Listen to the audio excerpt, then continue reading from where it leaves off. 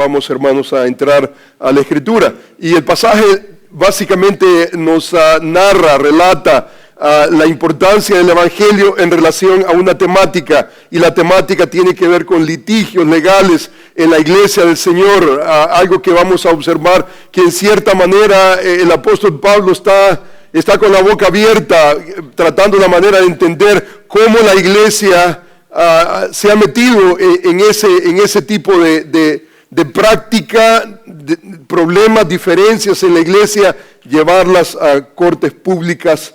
Y este pasaje básicamente hace realmente una diferencia demarcante entre los incrédulos y los creyentes, entre los de afuera y los de adentro.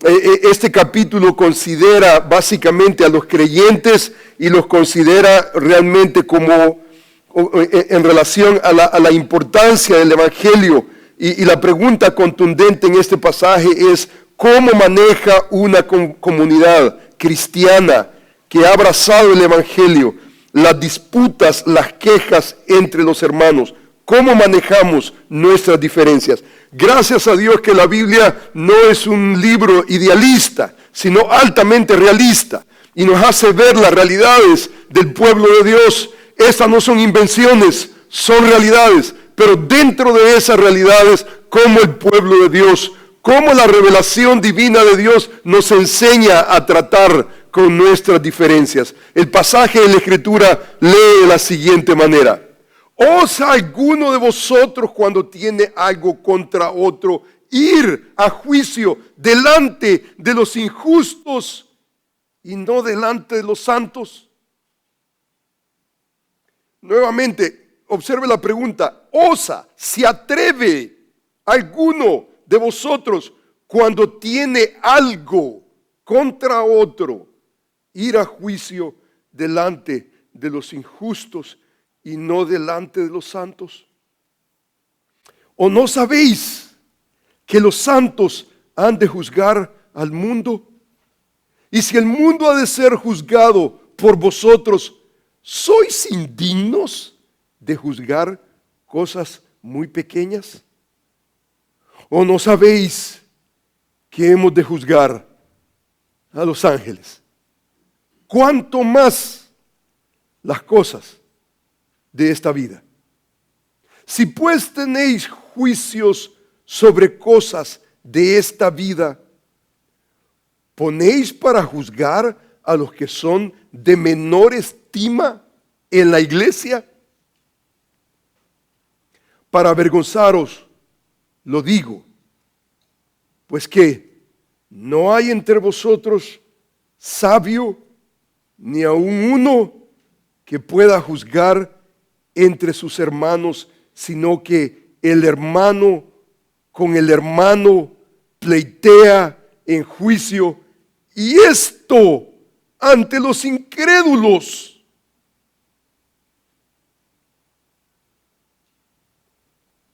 Pablo está sorprendido de cómo la iglesia ha llegado a tal práctica. Él concluye el versículo 7 diciendo: así que, por cierto, es ya una falta en vosotros que tengáis pleitos entre vosotros mismos. ¿Por qué no sufrís más bien el agravio? ¿Por qué no sufrís más bien el ser defraudados? Pero vosotros cometéis el agravio y defraudáis. Y esto a los hermanos. Oremos al Señor. Amantísimo Padre, Señor, yo te doy gracias por la lectura de tu palabra. Señor, gracias te damos porque podemos venir a ella, Señor, y ser edificados con tu palabra. Señor, yo te ruego que tu Espíritu Santo nos guíe a toda verdad.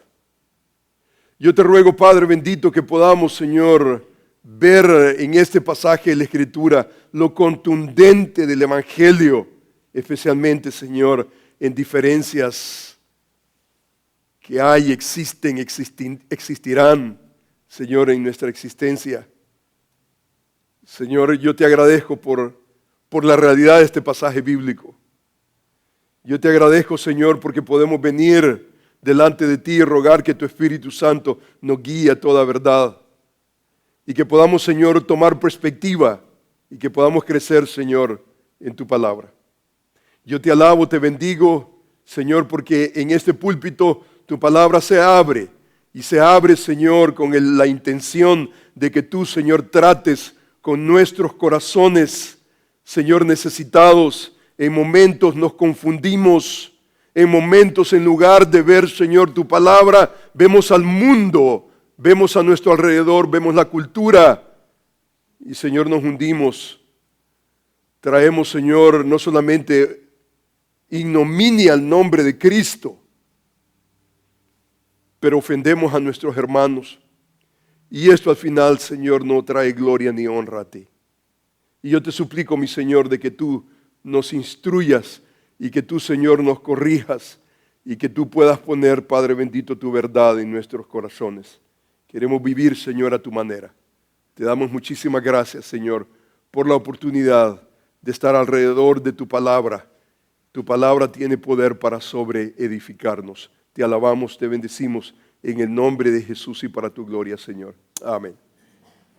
Hermanos, como hemos venido observando a través de esta serie, la realidad, hermanos, es que en la economía de Dios, descrita especialmente en las páginas de la Escritura, nosotros como discípulos de Jesús, como ciudadanos del reino de Dios, no somos dueños de nada. Absolutamente no somos dueños de nada. Somos básicamente mayordomos. Uno es el dueño y es Dios. Nosotros, en capacidad de mayordomos, nos sometemos todos nos sometemos a la voluntad de Dios. Nuestros derechos, nuestros intereses, nuestras habilidades, nuestro tiempo, nuestro dinero, nuestro talento, no importa lo que sea, todo lo traemos delante de Dios y le decimos, Señor, todo es tuyo, todo te pertenece a ti. Yo soy mayordomo, tú eres el dueño de todo. Por lo contrario, si usted se da cuenta, los hijos de este mundo exigen que el mundo respete sus derechos. Sin embargo, los hijos de Dios voluntariamente y alegremente ceden sus derechos al Dios que los salvó. Lo que encontramos, hermanos, en este pasaje de la Escritura básicamente es una afrenta ante esta realidad. Es más, yo creo que la iglesia está confundida. Hay un ciclo en la iglesia. Por un lado encontramos una mala percepción de la iglesia. Por el otro lado encontramos una increíble mala actitud para con el mundo. Tenemos un mal testimonio para con el mundo. Y por el otro lado, la actitud que tenemos para con los hermanos es increíble. No entendemos bien el concepto de iglesia, no entendemos la responsabilidad que tenemos para con el mundo y por el otro lado terminamos nosotros ofendiendo al hermano. Mi proposición para el día de hoy, hermanos, es la siguiente. Nosotros hemos observado a través de toda esta serie que Primera de Corintios, básicamente Pablo está tratando de corregir problemas, anomalías que existen o existían en la iglesia en Corinto. Casi cada capítulo hemos observado que es una corrección de un pecado, de un problema. El capítulo 6 no es una excepción. El problema en el capítulo 6 son los litigios legales en la iglesia del Señor. La pregunta es la siguiente, esta es la pregunta. ¿Debería un cristiano llevar a las cortes públicas a otro cristiano? Esa es la pregunta. En este pasaje Pablo argumenta que esta práctica es una evidencia de no entender el evangelio de Jesucristo. Revela a una iglesia confundida por lo menos en 3 aspectos. No proyecta un buen entendimiento de la naturaleza de la iglesia, número 1. No provee un buen testimonio al mundo. Y número 3, no proporciona una buena actitud para con el hermano por quien Cristo murió. Cristo murió por ese hermano. Cristo no murió por mis derechos. Cristo no murió por mis talentos. Cristo no murió por mis grandezas. Cristo murió por individuos, personas.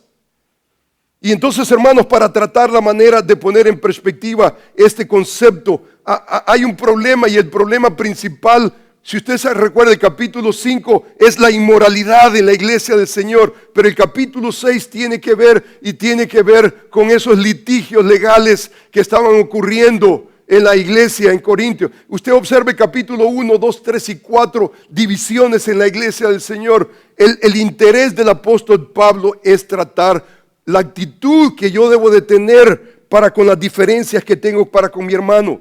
¿Debería nuevamente un cristiano llevar a las cortes públicas a otro hermano por esas diferencias? Ahora, hermano, yo creo que hay una diferencia enorme a través de la Escritura.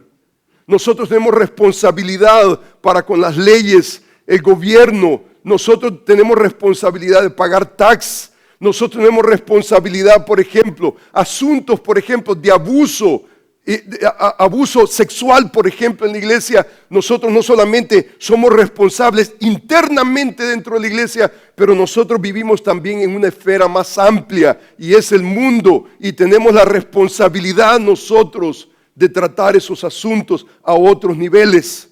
Y eso, hermanos, significa que nosotros no podemos, bajo ningún punto de vista, aún como iglesia del Señor, sabemos, por ejemplo, de algún abuso sexual internamente, tenemos la responsabilidad de reportar esos asuntos afuera. Pero el énfasis de este pasaje de la Escritura no son esos asuntos que ameritan que las autoridades puedan intervenir. Los problemas que nosotros vemos en este pasaje bíblico son las diferencias que hay entre hermanos, y el apóstol Pablo está cuestionando. Y para hermanos entender eso, yo creo que debemos de echar mano a la cultura de ese tiempo, los aspectos básicos de la historia, especialmente en la vida del primer siglo en Corinto. Si observamos, por ejemplo, el ambiente cultural, el ambiente aún filosófico de los griegos era importante. Los historiadores, los exegetas, los comentaristas están constantemente en sus comentarios haciendo referencia a estas realidades. Los cristianos que habían respondido, por ejemplo, al Evangelio de Jesucristo en arrepentimiento y en fe, no se habían separado del mundo, no se habían separado de su cultura. Y el resultado, ¿cuál era? En ellos básicamente, ellos concebían la vida, el mundo, de la manera en cómo ellos estaban acostumbrados a vivir. O sea, ellos no habían llegado a honrar a Jesucristo con el Evangelio de Jesucristo. Ellos no estaban viviendo conforme al Evangelio. Básicamente lo que encontramos como resultado es que ellos concebían, pensaban la vida como el mundo y vivían como el mundo, al punto que en momentos no se podía hacer una diferencia entre un creyente y un incrédulo. Y con el fin de enriquecerse, algunos de ellos tomaban ventaja de los hermanos. Ellos no tenían ningún problema en llevar a los hermanos a las cortes, llegar al punto de estafar a los hermanos con tal de obtener lo deseado. El problema no solo era el agravio, pero esto lo hacían ante el ojo público de los incrédulos. Comentaristas, por ejemplo, hablan de la situación legal en Corintio, que era bastante similar a la de los atenienses, donde los litigios legales eran parte de la vida cotidiana de la gente, al punto que habían llegado a ser parte. En los litigios legales era parte del teatro, era parte del entretenimiento. En el primer siglo, por ejemplo, en Atenas se decía que toda la gente era abogado. Y el ambiente legal que se respiraba es que todos llevaban a las cortes a todos por cosas insignificantes. Por ejemplo, cuando surgía un problema entre dos, las leyes grecorromanas proveían una plataforma privada para resolver los litigios legales, similar a lo que nosotros llamamos hoy en día mediación legal, en la cual básicamente dos partes tienen una tercer parte, buscan cómo resolver su disputa sin necesidad de ir a una corte legal. Y el sistema aún jurídico de los judíos, jurídico de hoy en día, básicamente nosotros respetamos eso. Se le llama, por ejemplo, Alternative Dispute Resolution, DADR, por ejemplo. Esto trataba con resolver un conflicto sin la intervención legal formal de una corte. Si esto, por ejemplo, en el primer siglo fracasaba, entonces lo que ocurría es que después de la mediación de resolver esa mediación legal, si no había sido efectiva, entonces el caso se refería a un tribunal de 40, se le llamaba el tribunal de 40, y eran 40 individuos que debían de escuchar el caso, y era un tribunal de jurado compuesto básicamente de 40 individuos de la comunidad, y si esto no resultaba, entonces se llevaba a una corte más amplia, entre 100 hasta 1000 jurados, y por vía de voto mayoritario se resolvían los litigios legales. Todo ciudadano, por ejemplo, en Atenas, a la edad de 30 años debía de participar en este servicio de corte similar a lo que nosotros llamamos jury duty. Esta semana, por ejemplo, mi hija recibió una invitación para participar y ser parte de una corte. Y la realidad, hermanos, que no solamente en el primer siglo, pero hasta el día de hoy, el ambiente en que nosotros vivimos hoy en día es de defenderse legalmente, suing people left and right. Es increíble el ambiente. En el primer siglo era 5, 10 veces mayor. Y entonces los creyentes en Corintio habían estado tan acostumbrados a discutir, disputar, llevarse unos a otros a los tribunales antes de ser salvos, que llegaban a la iglesia, el Señor les salvaba. Y entonces estos hábitos egoístas todavía continuaban. Ese proceder no solamente era incorrectamente, espiritualmente incorrecto, sino que era una práctica innecesaria. Y esto es terrible, porque en este ambiente que nosotros vemos en el mundo, traerlo, importarlo a la iglesia del Señor, simplemente no. Pablo está militando en contra de esa realidad. Otro elemento importante que debemos nosotros de entender es que usted se da cuenta que el cristianismo nació del judaísmo. En momentos de la historia, especialmente en sus principios, básicamente el cristianismo se consideraba como una línea, se consideraba como una secta del judaísmo. Y los judíos, por años, llega el primer siglo, los judíos todavía tenían esta costumbre. Ellos resolvían todo asunto interno, toda disputa, ellos lo resolvían en privado en un tribunal, y ellos utilizaban la sinagoga. La sinagoga era el lugar donde ellos, el Sanedrín, por ejemplo, era otra mecánica interna que ellos utilizaban. Ellos se negaban a llevar sus problemas a las autoridades legales, y las autoridades legales no tenían ningún problema en darles autoridad a los judíos para tratar con sus asuntos internos. El problema, hermanos, que ellos básicamente implicaban lo siguiente, la mentalidad del judío era lo siguiente. Ellos decían, ¿cómo nosotros vamos a utilizar a los paganos para tratar con los asuntos privados del pueblo de Dios? Si nosotros no somos capaces de resolver nuestros propios problemas, ¿cómo el mundo afuera va a tener la capacidad de resolver esos problemas? En otras palabras, lo que ellos decían, si nosotros vamos con el mundo afuera que no tiene conocimiento de Dios, entonces nuestro Dios es incapaz de resolver problemas para con su pueblo. O sea que era un testimonio terrible. Entonces para los judíos, ellos consideraban esto como una afrenta y era una blasfemia ir a las cortes ante los incrédulos. Los griegos, los romanos entendían esta creencia de los judíos, y ellos básicamente en su sistema judicial permitían a los judíos resolver sus asuntos privadamente sin ninguna intervención de nadie. Lo hacían en la sinagoga, en el Sanedrín, y este fenómeno lo vemos, por ejemplo, en el juicio de Jesús.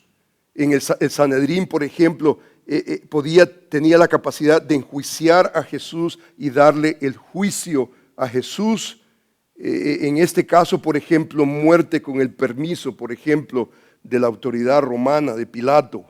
Y hermanos, los cristianos eran considerados en el primer siglo como esa secta judía. Los romanos proveían a los cristianos, a los judíos, las mismas libertades. Sin embargo, cuando un cristiano no le parecía el juicio que la iglesia adoptaba, entonces ellos optaban por los tribunales romanos para tratar y buscar retribución y salirse con las suyas. Y no hay duda de que llevar a los hermanos a los tribunales de los incrédulos era una manifestación de esas actitudes mundanas. Yo no pierdo. Jalisco nunca pierde y cuando pierde arrebata. Esa era la actitud básicamente de los atenienses, los romanos, los griegos. Por ejemplo, un historiador, Trevor Bank, por ejemplo, añade otra nota histórica, cultural del primer siglo. La cultura grecorromana, por ejemplo, en cuanto al sistema jurídico del tiempo, era cuestionable porque estaba básicamente, deliberadamente, militaba en contra del pobre y del débil. Los magistrados, por ejemplo, eran elegidos por la élite para tratar las disputas y el jurado básicamente eran los ricos, y los ricos debían de evidenciar que ellos tenían 7,500 denarios en evidenciar eso, que era una cantidad exorbitante que no todo ciudadano podía obtener. Si usted no tenía eso, entonces eso significaba que usted no tenía protección legal, y cualquiera que tuviera esa capacidad, entonces podía básicamente comprar el sistema jurídico. Nadie podía perseguir, por ejemplo, otro elemento, nadie podía perseguir a nadie que tuviera un rango mayor. Por ejemplo, si alguien tenía en la sociedad un rango mayor, el que estaba en rango menor no podía enjuiciarlo, y los asuntos tenían que ver con asuntos monetarios. En otras palabras, el sentimiento era: el que tiene vale, el que no tiene no vale. El soborno, por ejemplo, era la herramienta, la clave para ganar los casos legales. Esto significaba que si un rico de la iglesia enjuiciaba a otro hermano pobre, este menos afortunado no tenía la oportunidad de tener un juicio justo. Cuando dos ricos, por ejemplo, se iban a las cortes, se utilizaban dos herramientas. Número uno, el soborno, y número dos, la desacreditación pública. Ahora, imaginémonos nosotros ese asunto. Era básicamente un circo. Por eso el sistema legal se comparaba con el teatro y el entretenimiento. El apóstol Pablo, al entender esa realidad, él dice: wow, hold it. Aquí hay un problema serio. Aquí hay un problema serio. Nosotros no podemos hacer de la iglesia del Señor un circo, un espectáculo al mundo. Y entonces comienza con la primera realidad. Esto no proyecta un buen entendimiento de la naturaleza de la iglesia. Observemos nosotros cómo el apóstol argumenta. 3 argumentos importantes.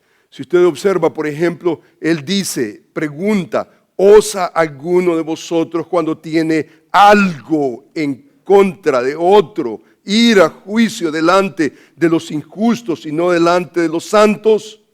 ¿O no sabéis que los santos han de juzgar al mundo? Y si el mundo ha de ser juzgado por vosotros, ¿sois indignos de juzgar cosas muy pequeñas?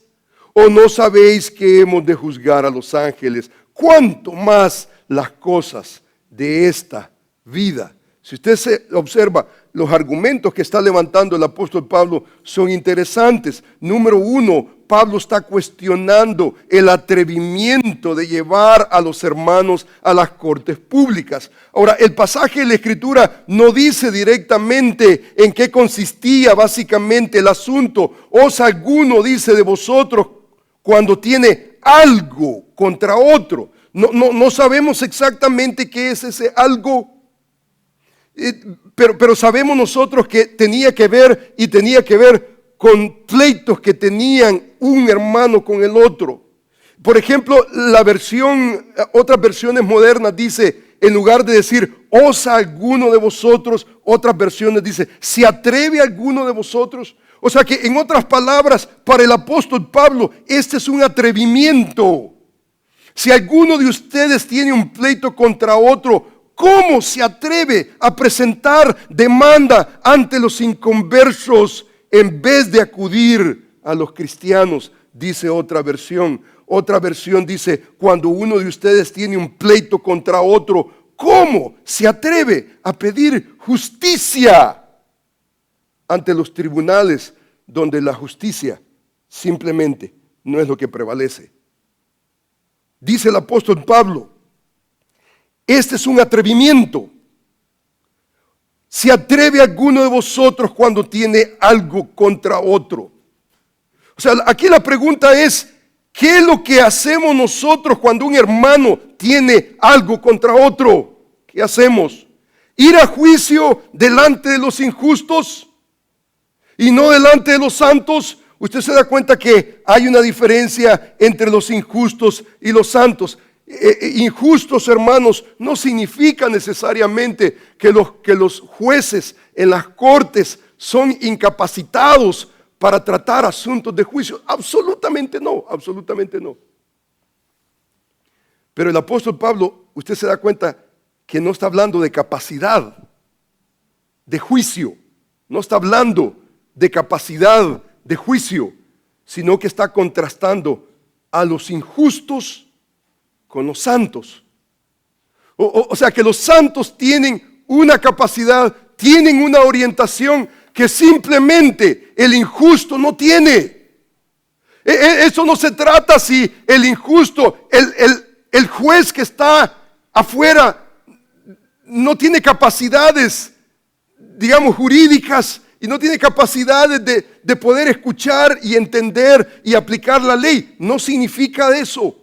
El injusto tiene que ver en relación a los santos, es que los santos tienen el Espíritu Santo en ellos y la orientación es con Dios.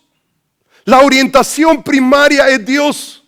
Escuchaba, por ejemplo, hace unas semanas a un predicador y estaba él describiendo una analogía increíble.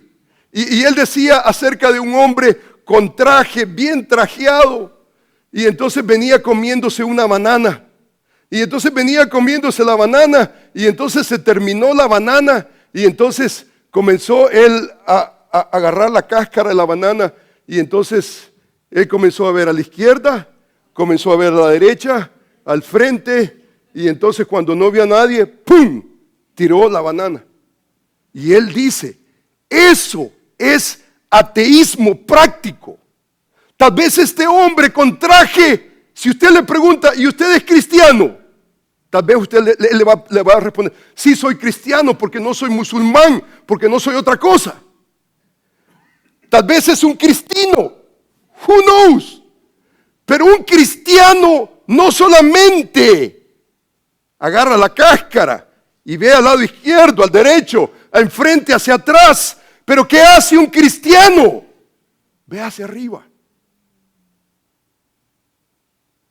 Y la diferencia, hermanos, de los injustos es que los injustos no tienen conciencia de Dios.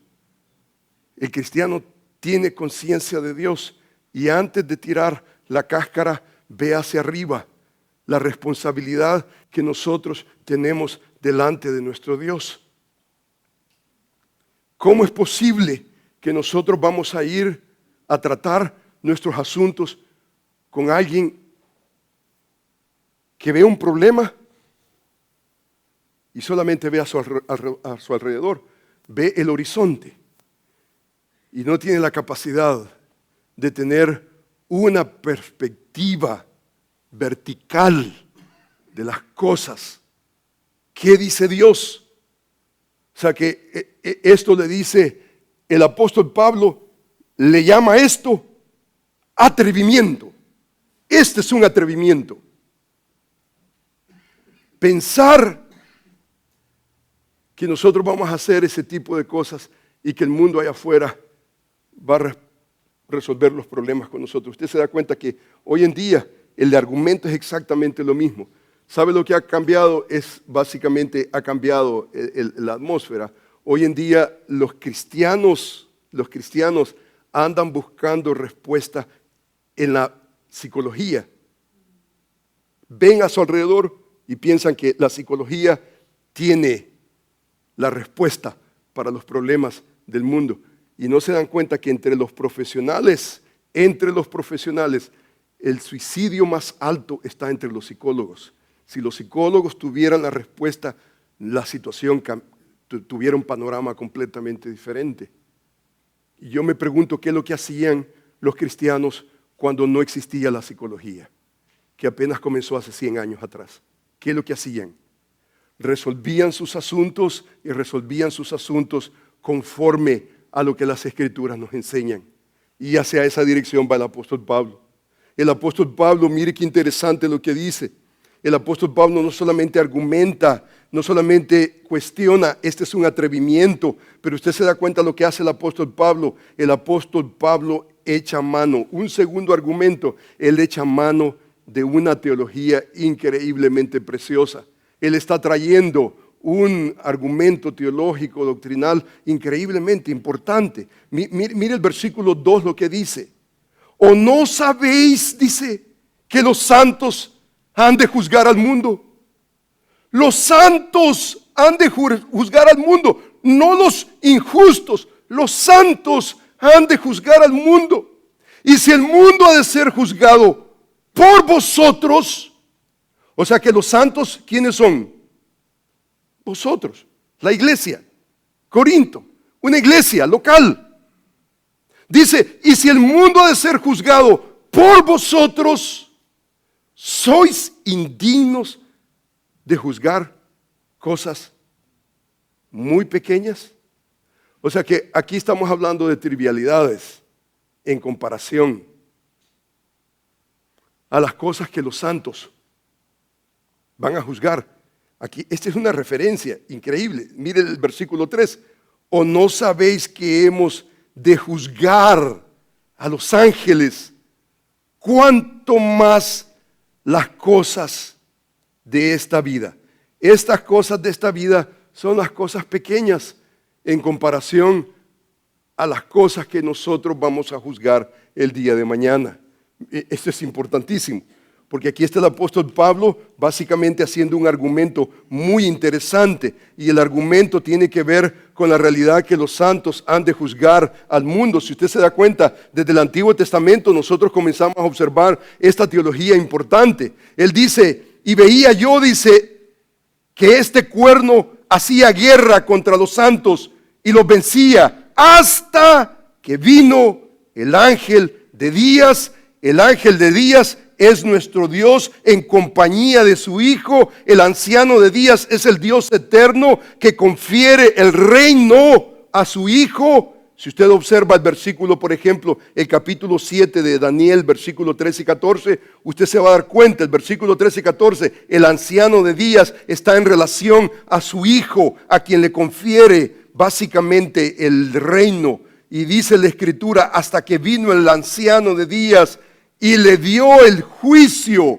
a los santos del Altísimo, y llegó el tiempo y los santos recibieron el reino. O sea que desde el Antiguo Testamento nosotros podemos datar, podemos observar que los santos, no solamente el Hijo, no solamente el Rey, pero los santos, dice, se le dio el juicio a los santos del Altísimo, a los santos de Dios.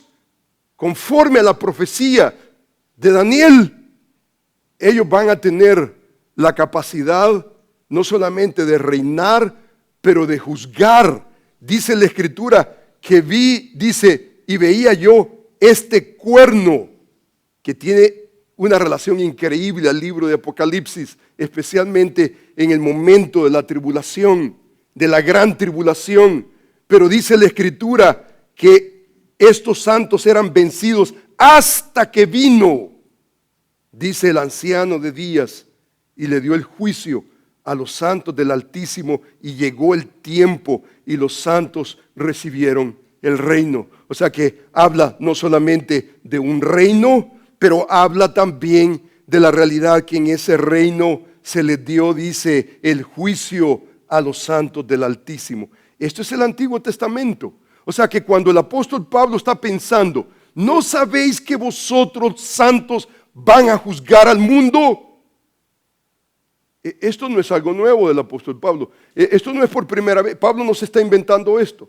Esto nosotros lo encontramos desde el Antiguo Testamento. Es más, si nosotros leemos el libro de Mateo, dice la Escritura, entonces respondió Pedro, le dijo, he aquí nosotros lo hemos dejado todo y te hemos seguido. ¿Qué pues tendremos? El versículo siguiente dice, el versículo 28, Jesús les dijo, de cierto os digo que la regeneración, cuando el Hijo del Hombre se siente en el trono de su gloria, o sea, su reino, vosotros que me habéis seguido, también os sentaréis sobre 12 tronos. Estos son 12 tronos para juzgar, dice, a las 12 tribus de Israel. O sea que los 12 discípulos tienen una posición muy distinguible en el reino venidero, el reino milenial.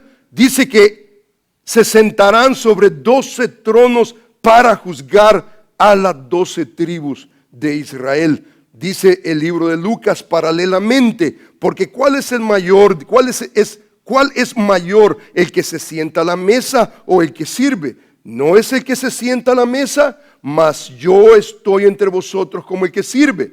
Pero vosotros sois los que habéis permanecido conmigo en mis pruebas. Yo pues os asigno un reino, como mi Padre me lo asignó a mí, para que comáis y bebáis, dice, a mi mesa y en mi reino, y os sentaréis en tronos juzgando a las 12 tribus de Israel. O sea que esto está todavía en tiempo futuro, esto está todavía por verse. Esto todavía no ha ocurrido. Más adelante el libro de Apocalipsis dice, he aquí, yo estoy a la puerta, llamo, si alguno oye mi voz, abre la puerta, entraré a él, cenaré con él y él conmigo, hablando del contexto de una iglesia local. El que venciere, le daré que se siente conmigo en mi trono, así como yo he vencido y me he sentado con mi Padre en su trono. O sea que esta es una promesa interesante, no solamente para los 12,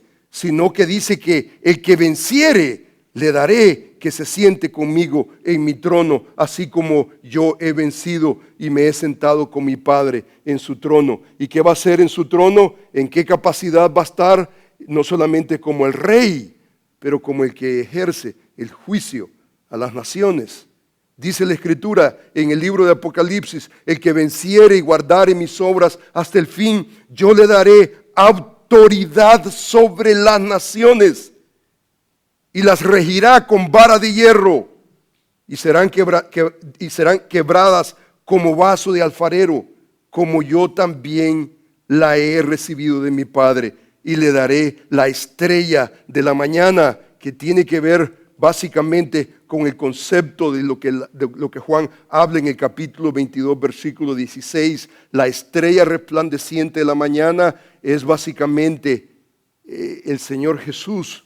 Dice la Escritura, hay una relación no solamente de la persona de Jesús, pero la realidad que el Señor le va a dar autoridad sobre las naciones en el reino venidero.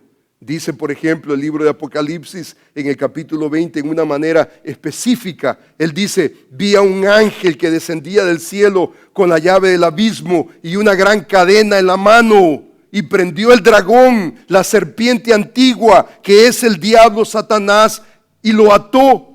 ¿Por cuánto tiempo? Por 1000 años. Y lo arrojó al abismo y lo encerró y puso su sello sobre él para que no engañase más a las naciones hasta que fuese cumplido los 1000 años. Y después de esto debe de ser desatado por un poco de tiempo. Y vi tronos y se sentaron sobre ellos los que recibieron facultad de juzgar.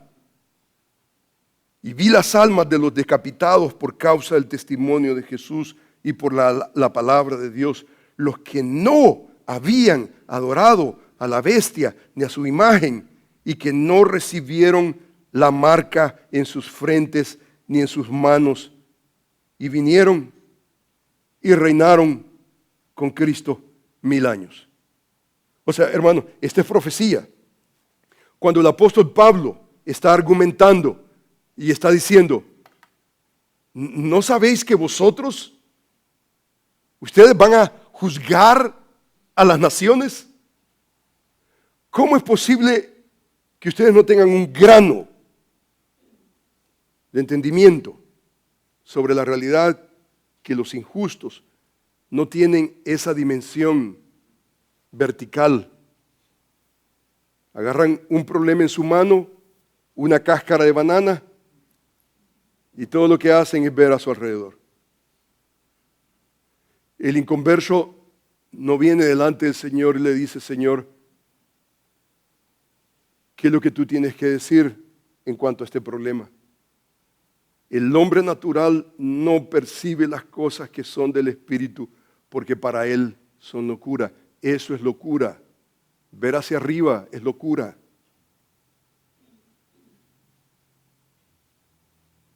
Pero para nosotros los espirituales, dice la Escritura, mas el hombre espiritual discierne todas las cosas y las discierne delante de la presencia de Dios. ¿Cómo es posible que yo esté haciendo esto? Tal vez no me vio mi mamá, no me vio mi papá, pero el cristiano, ¿qué es lo que hace? Dios está ahí y yo voy a tener que rendir cuentas a mi Dios. El hombre natural no tiene esa capacidad. Nosotros no solamente tenemos la capacidad espiritual para poder ver, tal vez no tenemos la educación que un juez tiene, tal vez no tenemos los doctorados en jurisdicción que tienen los hombres del mundo, pero Dios le ha adjudicado a los santos una capacidad especial que el mundo, los injustos, simplemente no tienen. Y entonces el apóstol Pablo argumenta, esto, dice, no provee un testimonio para el mundo. Esto simplemente es un fraude, esto simplemente no sirve. Mire lo que dice el apóstol. Si pues tenéis juicio sobre cosas de esta vida, ¿ponéis para juzgar a los que son de menor estima en la iglesia? O sea que en otras palabras, ¿cuál es la implicación? La implicación es que cualquier creyente, cualquier santo de la iglesia que es considerada por la iglesia el menor de los menores, si en la escala tenemos nosotros, aquí están los capaces, los maduros, pero aquí están los que apenitas están comenzando la vida cristiana. Dice, ponéis para juzgar a los que son de menor estima en la iglesia. O sea, en otras palabras, Pablo dice, si el Señor nos ha salvado y nos ha dado a nosotros una orientación, no horizontal solamente, pero vertical, tenemos esa capacidad, esa conciencia de Dios. Dice la Escritura, ponéis para juzgar a los que son de menor estima en la iglesia. Y mire lo que dice el apóstol Pablo, para avergonzaos lo digo. O sea que número uno el apóstol Pablo dice, esa es una vergüenza, número uno. Pero dice en segunda manera, dice, para avergonzar, está avergonzando con esta serie de preguntas, porque esto simplemente no amerita un aplauso.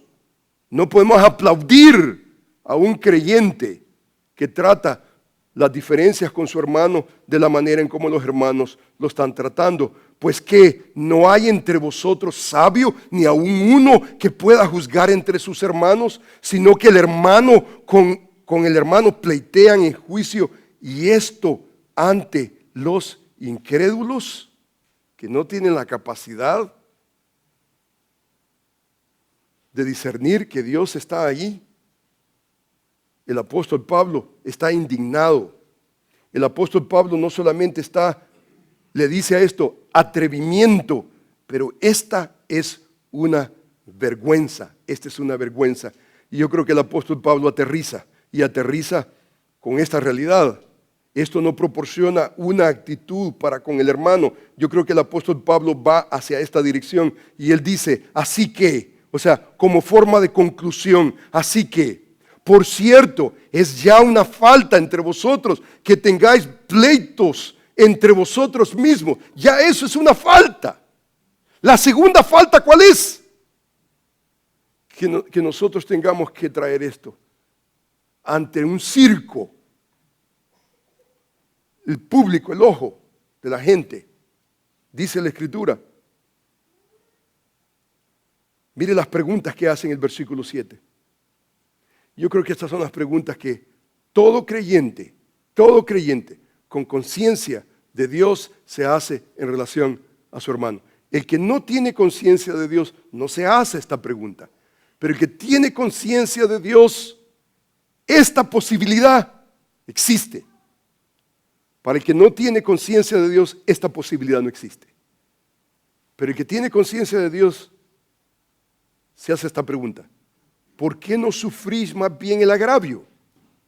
Usted se da cuenta que el apóstol Pablo le llama a lo que tu hermano hizo en contra de ti, le llama agravio. Es más, la segunda pregunta dice: ¿por qué no sufrís más bien el ser defraudados? Tu hermano te defraudó, te agravió.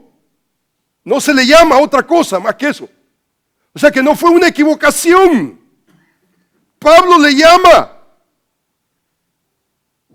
fuiste defraudado, agraviado. Ahora, ¿cuántos hermanos somos defraudados? Hermanos, cuando pensamos en esa pregunta, gracias a Dios que mi esposa se ríe, porque realmente es una realidad. ¿Cuántas ocasiones nosotros somos defraudados? Hermano, el ser defraudado es la experiencia adentro y afuera de la iglesia. Pero ¿sabe, hermano, lo que realmente distingue? Esto evidencia a un hombre que realmente, una mujer que tiene conciencia de Dios y que no tiene conciencia de Dios. Es la realidad. ¿Por qué no sufrís más bien el agravio? ¿Por qué no sufrís más bien el ser defraudados? Hermano, esto no es natural. Este escenario no es natural. Este escenario tiene que ver con el Evangelio de Jesucristo. Este escenario tiene que ver solamente cuando nosotros tenemos una dimensión vertical, cuando nosotros tenemos conciencia de Dios, cuando tenemos nosotros conciencia solamente horizontal y lo único que vemos es a nuestro alrededor. ¿Y quién está alrededor? Quiero ver quién está alrededor. Ah, no hay nadie. ¡Pum! Entonces hacemos nosotros el agravio. ¡No! Pablo dice: ¿por qué no sufrís más bien el agravio? ¿Por qué no sufrís más bien el ser defraudado? En otras palabras, hermano, el Evangelio nos enseña que en momentos vamos a tener que perder por el hermano. Por el hermano por quien Cristo murió. Vamos a perder. Ahora, hermanos, en el ambiente que vivimos hoy en día, nadie quiere perder. No queremos perder. Nuestra actitud nuevamente es: yo no voy a perder. Si va a perder, va a ser alguien más. Y yo creo que esa es una actitud de un no regenerado, sino de un degenerado que no tiene conciencia de Dios. No tiene conciencia de... Hermanos, cuando nosotros nos damos cuenta de esta realidad, nosotros hemos pasado por situaciones, tantas situaciones.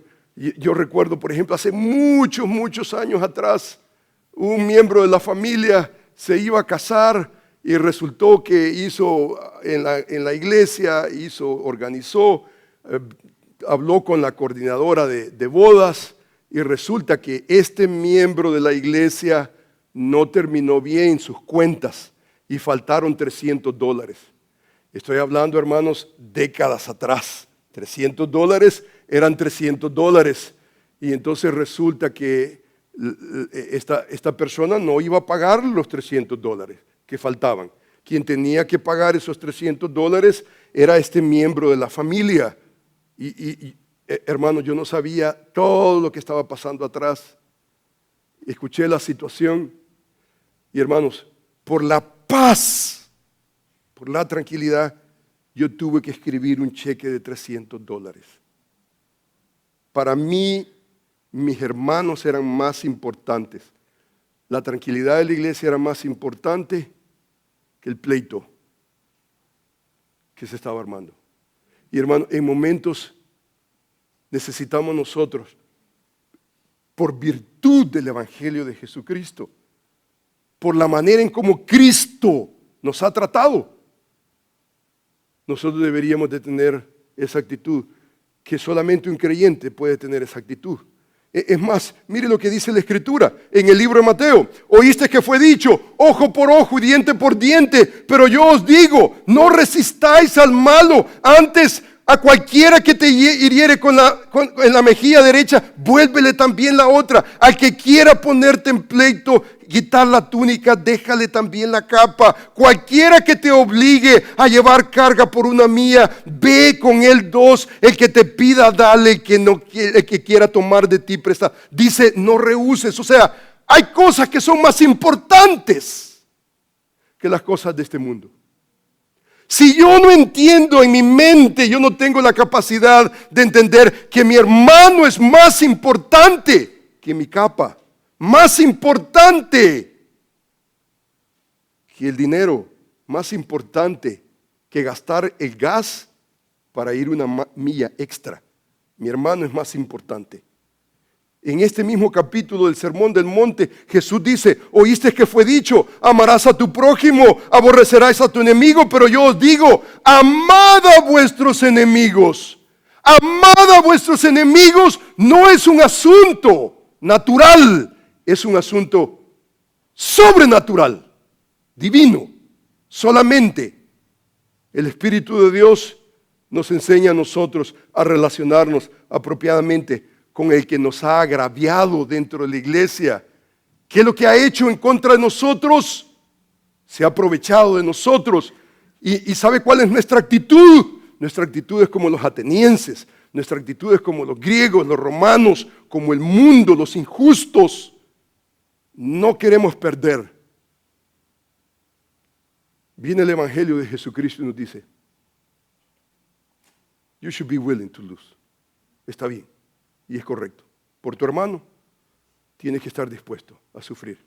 Dice la Escritura, amarás a tu enemigo, bendecid a los que os maldicen, haced bien a los que os aborrecen, orad por los que os ultrajan y os persiguen, para que seáis hijos de vuestro Padre que está en los cielos. O sea, para que probemos nosotros con el fin de que podamos probar de que realmente somos hijos de Dios, que hace salir su sol sobre malos y buenos, que hace llover sobre justos e injustos. Porque si amáis a los que os aman, ¿qué recompensa tendréis? ¿No hacen también así los publicanos que no tienen conciencia de Dios?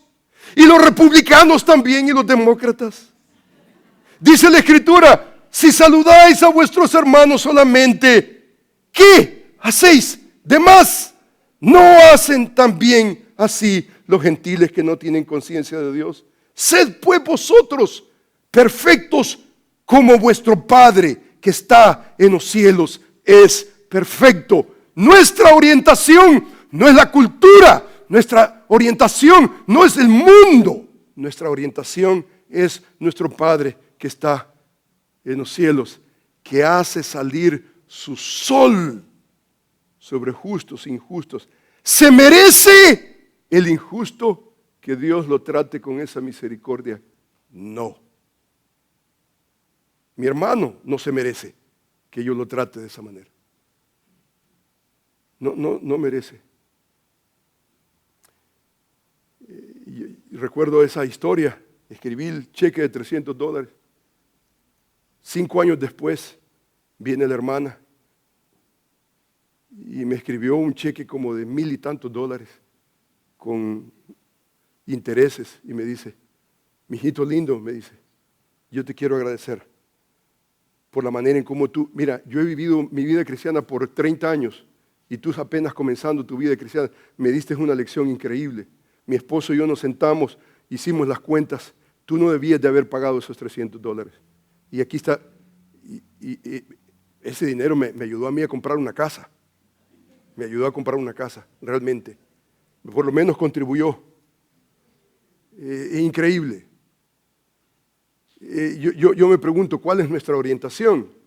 Si nuestra orientación es el mundo, son los incrédulos, los injustos, entonces vamos a terminar comiéndonos como perros y gatos. Vamos a terminar como el mundo. No va a haber una diferencia. Por eso el apóstol Pablo dice, pero tú, ¿por qué juzgas a tu hermano? Tú también, ¿por qué menosprecias a tu hermano? Porque todos compadeceremos ante el tribunal de Cristo. O sea que Dios nos va a pedir cuenta a nosotros por la manera en cómo nosotros hemos tratado a nuestro hermano. El libro de Romanos capítulo 14 dice, así que ya no nos juzguemos más los unos a los otros, sino más bien decidid. Esta es una decisión del corazón, es algo volutivo, no es un sentimiento. Decidid no poner tropiezo u ocasión de caer a mi hermano. Y si usted ve el contexto del pasaje, por quien Cristo murió. Yo no lo voy a hacer. Si quiere hundirse a alguien más en esa miseria mundana, que lo haga alguien más, pero no yo. Dice la Escritura, así que los que somos fuertes debemos de soportar las flaquezas de los débiles y no agradarnos a nosotros mismos. No agradarnos a nosotros mismos. Cada uno de nosotros agrade a su prójimo en lo que es bueno para edificación. Yo voy a edificar a mi hermano. Y si yo lo meto a juicio por algo pequeño que no tiene relevancia, aquí esto no tiene, no, absolutamente. Dice la Escritura, ¿cómo? Yo voy a hacer decisión, dice la Escritura. No os venguéis vosotros mismos, amados míos, sino dejad lugar a la ira de Dios. Porque escrito está, mía es la venganza, yo pagaré, dice el Señor. Usted se da cuenta que la venganza es buena en las manos de Dios, la venganza es mala en sus manos. En sus manos usted se va a podrir en amargura. La Escritura dice así que si tu enemigo tuviere hambre, dale de comer, si tuviere sed, dale de beber, pues haciendo esto, ascuas de fuego amontonarás sobre su cabeza. Vas a traer conciencia al hermano que está errando. No seas vencido de lo malo, sino vence con el bien y el mal. ¿Debería un cristiano llevar a corte a otro hermano por cosas insignificantes? El consejo, el consenso del apóstol Pablo, el argumento del apóstol Pablo es absolutamente no. Eso revela una actitud mundana, pecaminosa, que en la iglesia del Señor no debería de haber lugar. Oremos al Señor. Amantísimo Padre, quiero agradecerte, Señor, porque la iglesia del Señor debe cuidar su identidad en Cristo, reconociendo que la espiritualidad genuina no es un asunto de ganar, no es un asunto de reclamar los derechos, no es un asunto de vindicación,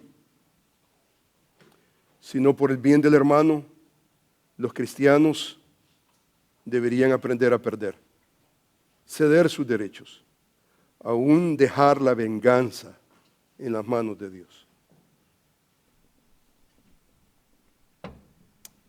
Señor, yo quiero agradecerte, Señor, por tu palabra, porque tu palabra tiene poder para sobreedificarnos. Y yo te agradezco, Padre bendito, porque, Señor, hay cosas que son más importantes que otras. Y mi hermano es más importante que mis derechos y mis preferencias y aún que mi dinero. Y yo te suplico en el nombre de Jesús que nos des conciencia de ti. No os venguéis vosotros mismos, dice la Escritura, sino dejad la ira, dejad lugar a la ira de Dios. Y Señor, tenemos conciencia de ti al punto que creemos que la venganza no es nuestra. Señor,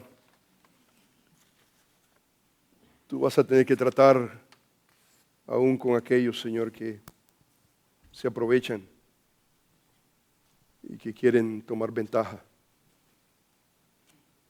Señor, vamos a tener que dar cuentas.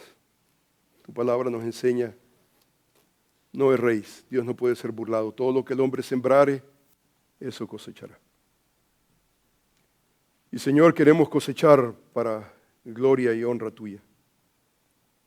Queremos, Padre bendito, a honrarte y glorificarte, Señor, en todo, cuidando nuestra identidad espiritual.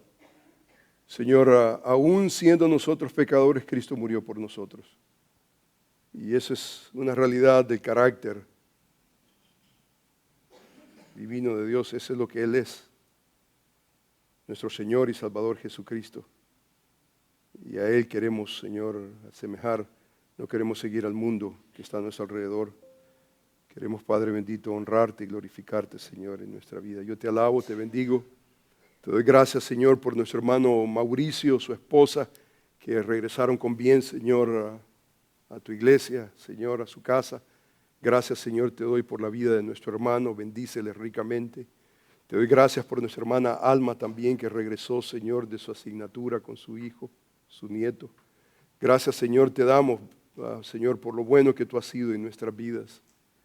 Señor mío, yo quiero suplicar en el nombre de Jesús, Señor, por este fin de semana que vamos a estar, Señor, en conferencias, Señor, grupo de iglesia, una red de iglesias, Señor.